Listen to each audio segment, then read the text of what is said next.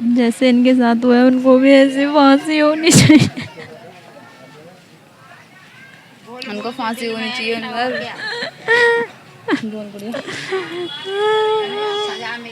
लेकिन आज हिंदू परिवार जिनका सिर्फ 3 वर्ष का बच्चा है, 3 माह की बेटी है, इस बच्ची के लिए यहाँ पर क्या 1 करोड़ का अनुदान देने के लिए यहाँ केजरीवाल जी आएंगे, उनके मंत्री आएंगे, उनके विधायक आएंगे। सलीम सीलमपुरिया था वो, उसका बाप उसके बेटे ने मारा है, उसका बाप खड़े के कह रहा है मार दो साला, बच नहीं पाए। नमस्कार, मैं हूं राजेश भसीन और आप देख रहे हैं संवाद नेशन। इस वक्त मैं खड़ा हूं उत्तर पूर्वी दिल्ली के सुंदर नगरी के एच ब्लॉक में। शुक्रवार तकरीबन रात के 9 बजे के करीब, 8:30 से 9 बजे के करीब, यहाँ जो चश्मदीद खड़े हैं वह बता रहे हैं कि 8:30 से 9 बजे के करीब इसी गली में रहने वाले मनीष नामक युवक की, वैसे यहाँ के स्थानीय लोग प्यार से उसको राहुल कहते थे, उसकी यहाँ पर 3 संप्रदाय विशेष के युवकों ने निर्मम हत्या कर दी पार्क के पास। वो इसी गली में रहता है और उसकी हत्या केवल इस वजह से हुई कि उसने एक लड़की को, जिसको वह लड़के छेड़खानी कर रहे थे, उस बच्ची के साथ दुर्व्यवहार कर रहे थे, उनको रोकने की कोशिश की। उस वजह से आप आगे आ जाइए। उस वजह से उस वक्त तो वो यहाँ से चले गए, लेकिन बाद में राहुल को फोन करके उन्होंने समीप के पार्क के पास बुलाया और निर्मम तरीके से उस नवयुवक के, जिसकी उम्र केवल 27-28 साल बताई जा रही है, उसके गले पर चाकुओं से वार किया। चाकू से वार ही नहीं किया बल्कि उसके गले में जो बर्फ का सुआ होता है, उसके गले में बर्फ के सुए से घोंपा। इस वजह से उसके सांस की नली में रुकावट आ गई और उसने अपने प्राण त्याग दिए। प्राण उसने अस्पताल में जाकर त्याग दिए। मैं अभी उनके घर की तरफ आपको ले चलता हूं और वो गली भी दिखाता हूं। यहाँ ये पुनर्वास बस्ती है, तंग गलियां हैं। इन गलियों में ये जो जराइम पेशा लोग हैं यहाँ पर नशा बेचने आते हैं, लोगों को, नवयुवकों को बर्बाद करने के लिए और बच्चियों के साथ छेड़खानी करने के लिए। आप इधर आइए, दिखाइए, इधर आइए।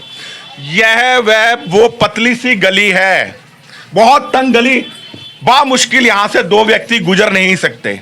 इसी गली के अंदर इस स्थान पर वह नवयुवक जो संप्रदाय विशेष के हैं, एक युवती के साथ छेड़खानी कर रहे थे रात को 8:30-9 बजे तकरीबन।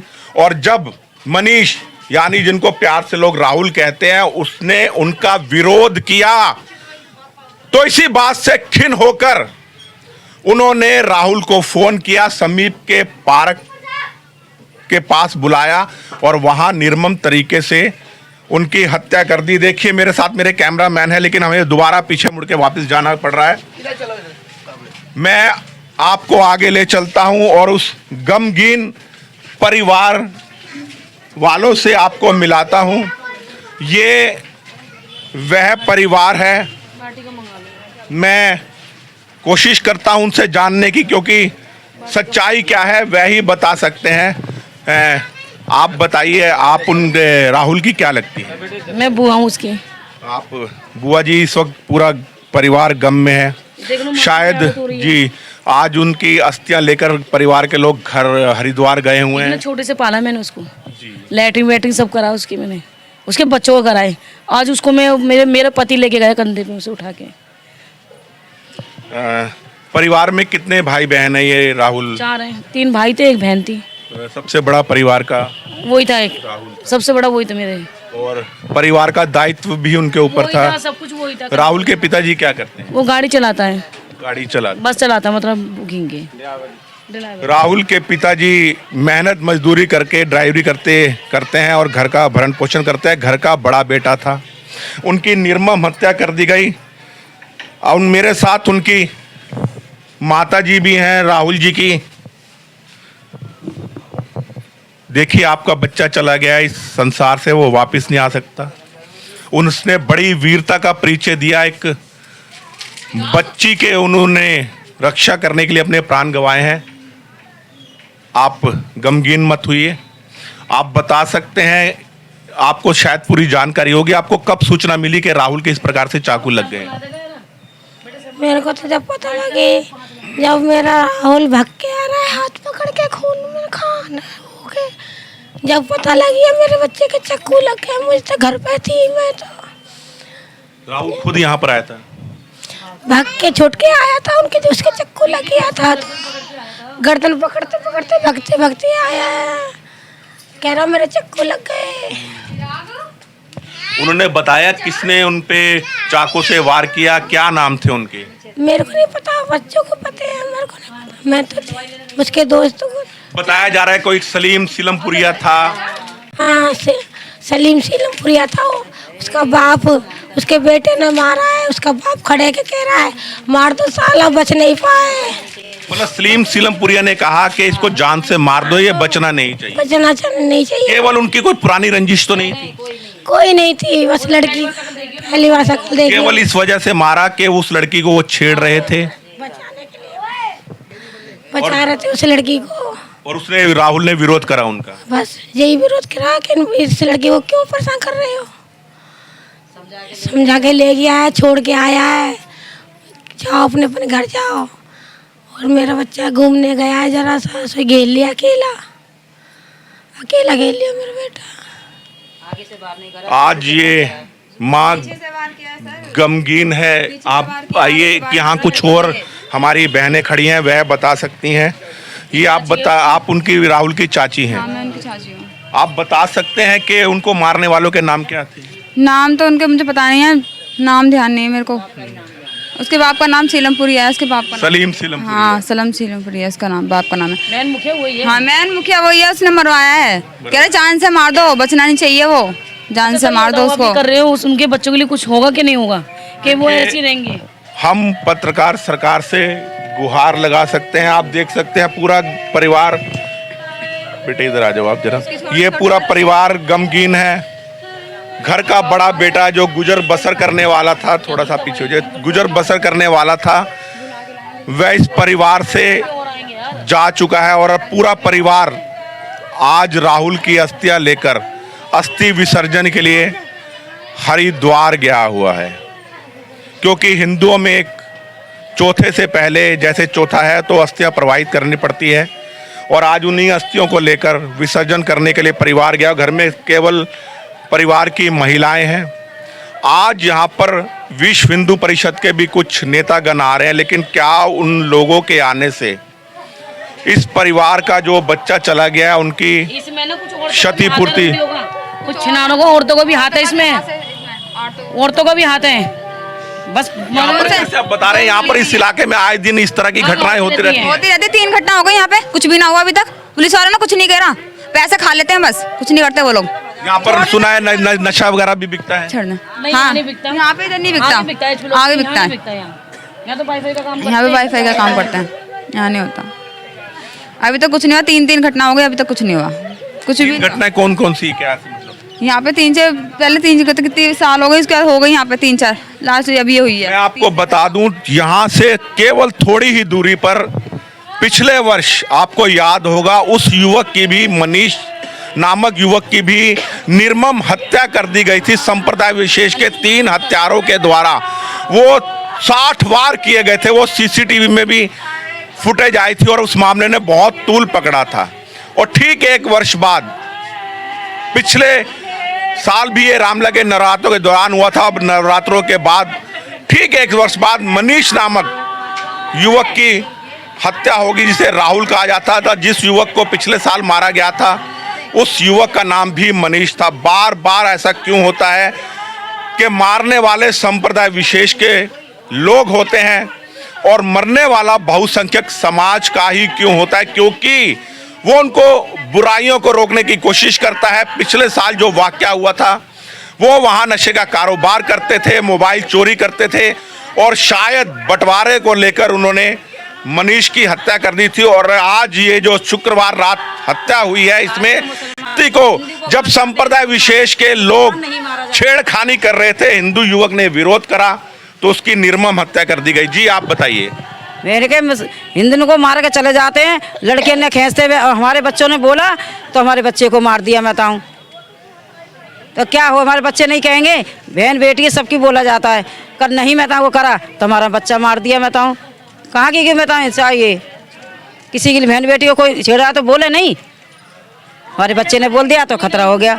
और ये सारे मुसलमान करते हैं, इतने हिंदू मारे सब मुसलमान ने मारे, और छुप जाते हैं, पैसे भर आते हैं, पुलिस वाले हमें भजा देते हैं कि जाओ जाओ कुछ नहीं है कुछ नहीं है। उन्हें लूट मिल जाते हैं तो हमें भजा देते हैं, तो हमारी थोड़ा चलेगी पैसों की। अच्छा आप बताइए, राहुल को बता रहे हैं 9 बजे के तकरीबन जब चाकू लगे, उसके बाद राहुल भागकर जान बचाकर घर पर आया, तो कितनी देर बाद उसके अस्पताल में प्राण गए थे? ढील कर दी, उन्हें देखा नहीं। लेकिन हॉस्पिटल वाले ने कुछ नहीं करा। हम कह रहे रेफर कर दो, लेकिन उन्होंने नहीं करा। कह रहे यहाँ से ले जाओगे, हमारी जिम्मेदारी नहीं। मैंने कहा कोई बात नहीं, आप रेफर तो कर दो, लेकिन नहीं करा। उसका खून मुंह से, आँख से, कान से, सबसे जगह निकला, लेकिन उन्होंने नहीं करा। जब करा जब वो बच्चा मरने लायक हो गया पूरा। कितने बजे करीब? 2:45 बजे करीब हुई वही उसके। 9 बजे के उन पर वार हुए थे, लेकिन रात के 2:45 बजे मध्य रात्रि में राहुल ने प्राण त्यागे। बताया जा रहा है कि जीटीबी हॉस्पिटल के डॉक्टरों की लापरवाही भी रही।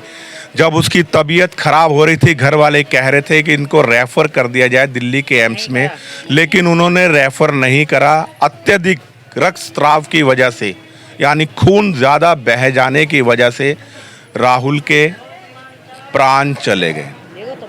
वैसे डॉक्टर भगवान होते हैं, लेकिन आपको एक बात बता दूं, आपके राहुल ने एक पुरुषार्थ में प्राण त्यागे हैं। पुरुष का सबसे पहला कर्तव्य होता है बहन बेटियों की रक्षा करना।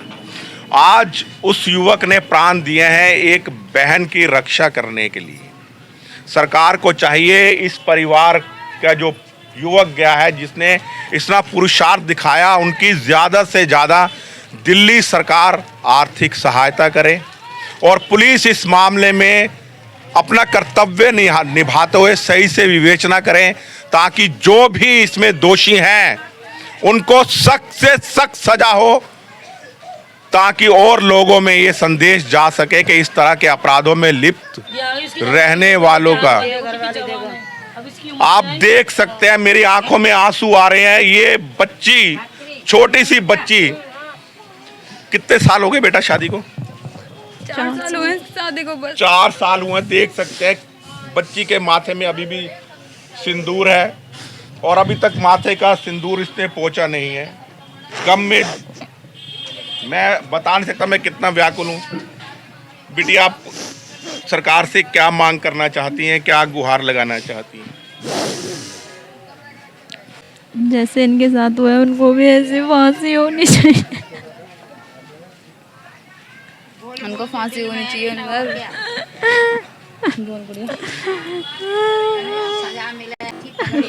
तगड़ी सजा मिले, उसे फांसी होनी चाहिए। इसके बाप को फांसी होनी चाहिए। कराने वाले मैन विटनेस वही है। कहेंगे तो शायद आपका दर्द लोगों तक पहुंचेगा। हाँ गुड़िया बोल। 3 साल की लड़की है, अभी 3 महीने का लड़का है। ये बच्चा है, ये तो मेरी लड़की है, वो दवाई लेने गए, सब बुखार आ रहा है बच्चों को, दोनों को बुखार आ रहा है उनको। इनकी शादी को केवल 4 वर्ष हुए हैं। मात्र 3 वर्ष की इनकी बच्ची है और 3 महीने का इनका अभी एक नवजात बच्चा हुआ था। अब 2 बच्चों की जिम्मेदारी इस बच्ची के सर पर आ गई है। इनके आज पति संसार में नहीं है, बच्चों के पिता इस संसार से चले गए हैं। इस बच्ची का क्या होगा, उनके छोटे छोटे बच्चों का क्या होगा, कौन जिम्मेदारी उठाएगा? क्या सरकार, मैं केजरीवाल सरकार से पूछना चाहता हूं, जब किसी संप्रदाय विशेष के घर वालों में कुछ होता है तो वहां 1-1 करोड़ की कंपनसेशन देने के लिए इनके तमाम विधायक पहुंच जाते हैं राबिया खान के घर पर। लेकिन आज हिंदू परिवार जिनका सिर्फ 3 वर्ष का बच्चा है, 3 माह की बेटी है, इस बच्ची के लिए यहाँ पर क्या 1 करोड़ का अनुदान देने के लिए यहाँ केजरीवाल जी आएंगे, उनके मंत्री आएंगे, उनके विधायक आएंगे? तो उनकी सरकार कुछ नहीं हो सकता। मैं पत्रकार हूँ, हमारा कर्तव्य है आवाज उठाना न्याय के लिए। मैं पूछना चाहता हूं, आप लोगों ने ही वोट देकर केजरीवाल। जी आप बताइए आप। मुसलमानों का ही साथ देता है वो केजरीवाल, हमारा कहाँ साथ देगा। मैं आपको बता दूं, एक डीटीसी में मार्शल थी मुस्लिम महिला, उसको उसके पति ने ही मारा, लेकिन केजरीवाल के विधायक सौरभ भारद्वाज जी वहां 1 करोड़ रुपए की कंपनसेशन देने पहुंच गए थे। एक मुस्लिम हवलदार मरा था तो उनको 1 करोड़ दिया था, आज इस परिवार के लिए 1 करोड़ देंगे? देना चाहिए जी, बिल्कुल देना चाहिए 1 करोड़ रुपए है। उनका जवान पति मरा है, 2 बच्चे हैं उनके पास है, इन्हें कौन देखेगा। जी आप बताइए। देखो पैसों का इंतजाम करे और क्या इसको नौकरी सरकारी दिलवाई जाए, कि उनको फांसी लगाई जाए, है तो सही है। और बताइए ये छोटी सी लड़की का क्या जिंदगी है, इसकी क्या जिंदगी है बेचारी की, है। देखो जरा से बच्चे हैं, इनके लिए कुछ नहीं करते। और अब केजरीवाल वैसे जाके लूट बांटता है बाहर जाके वोटों के लिए, और यहाँ दिल्ली में कुछ नहीं कर रहा है। दिल्ली में गुंडागर्दी कर रहा है, गुंडागर्दी और फैलवा रखी है यहाँ पर। हाँ भाई, इनका क्या होगा, हमें तो फांसी चाहिए, उन लोगों को फांसी चाहिए बस। यहाँ पर बड़ी बुजुर्ग महिलाएं खड़ी हैं जो समाज का नेतृत्व करती हैं। ये बता रही है हमें जिन लोगों ने निर्मम हत्या की है उनको फास्ट ट्रैक कोर्ट में मुकदमा चलाया जाए और उनको फांसी की सजा मिलनी चाहिए, और इस परिवार को ज्यादा से ज्यादा आर्थिक अनुदान मिलना चाहिए केंद्र सरकार के द्वारा। मैं भाजपा के भी सभी मंत्रियों से कहना चाहूंगा जो यहाँ एमपी है, इस परिवार की आर्थिक सहायता के लिए पहुंचे। आज विश्व हिंदू परिषद के कुछ नेता यहाँ पहुंच रहे हैं, देखता हूं आज वो किस प्रकार की घोषणा करते हैं, या केवल यहाँ पर सांत्वना देने के लिए आते हैं और सांत्वना देकर चले जाते हैं। सुरक्षा भी चाहिए यहाँ की बहन बेटियों के लिए, बहन बेटियों के लिए कोई सुरक्षा नहीं है यहाँ पे। वर्दी वाले में कुछ नहीं करते, उनको पॉकेट भर जाता है, तो उनकी पॉकेट भर जाती है, अपना काम हो जाता है उनका, और कहते हैं जी केस चलता रहेगा, केस चलता रहेगा। अरे केस भी कहाँ से जिंदगी भर तक चलाएगा गरीब आदमी, है कहाँ बच्चों को खिलाएगा कि केस चलाएगा, है वोट लेने के लिए तो हाथ जोड़ कर पैरों में पड़ जाते। पुलिस वालों पे भी यहाँ गंभीर आरोप लगाया जा रहा है कि पुलिस ढंग से मामले की विवेचना नहीं करते। देखिए कुछ ऐसे शब्द है जो हम बता नहीं सकते, लेकिन लोगों के मन में पीड़ा है। इस परिवार को इंसाफ मिलना चाहिए और इस परिवार को आर्थिक सहायता भी होनी चाहिए। मैं राजेश बसिन, संवाद नेशन के साथ, दिल्ली के सुंदर नगरी से।